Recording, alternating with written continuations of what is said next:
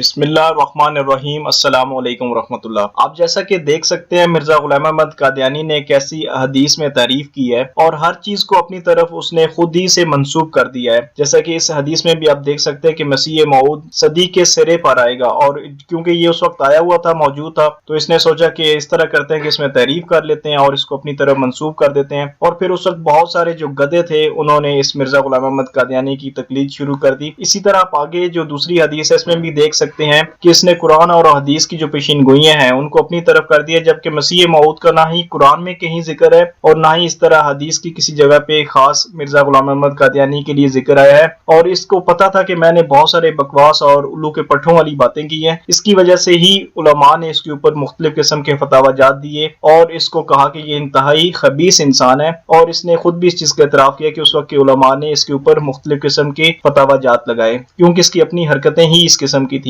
ابھی آگے بھی آپ دیکھ سکتے ہیں کہ قرآن اور حدیث میں جو اس چیز کا کہیں ذکر موجود نہیں ہے۔ اس کے بعد ابھی آپ دیکھیں گے کہ مرزا غلام احمد قادیانی نے کیسے ایک حدیث قدسی کو اپنی طرف منسوب کر دیا ہے اور کہا ہے کہ جی آسمانوں کو صرف اس کے لیے پیدا کیا گیا، اگر یہ اتنا ہی خاص تھا تو یہ کبھی بھی پیشاب اور پاخانے والی جگہ کے اوپر نہ مرتا اور اس طرح ذلیل و خوار نہ ہوتا، اور آج پوری قادیانیت کو ذلیل و خوار کر رہا ہے۔ اور قادیانی سب سے زیادہ جو شرم محسوس کرتے ہیں وہ مرزا غلام احمد قادیانی کی ذات کے اوپر بات کرنے سے شرم محسوس کرتے ہیں، کیونکہ ان کو بھی پتا ہے کہ مرزا انتہائی خبیث اور لعنتی انسان ہے، اور اگر ہم نے مرزا غلام احمد قادیانی کے اوپر کسی سے بات کی تو ہمیں بہت ہی زیادہ شرم بھی آئے گی اور ہمیشہ ہم نے بے عزت ہی ہونا ہے۔ اور کلمے کے بارے میں بھی جو قادیانی ہیں وہ یہ کہتے ہیں کہ ہمارا جو کلمہ ہے وہ مسلمانوں والا کلمہ ہے، جبکہ ایسا نہیں ہے، بلکہ انہوں نے ایک بہت بڑا دجل کھیلا ہوا ہے۔ محمد کی جگہ پہ احمد کا جو لفظ ہے انہوں نے استعمال کیا ہوا، اور احمد سے یہ مراد مرزا غلام احمد قادیانی کو لیتے ہیں۔ اور اس کی جو تصدیق ہے، یہ آگے ایک تصویر آ رہی ہے، اس تصویر سے میں تصدیق آپ کی کروں گا کہ آپ دیکھ سکتے ہیں کہ کہاں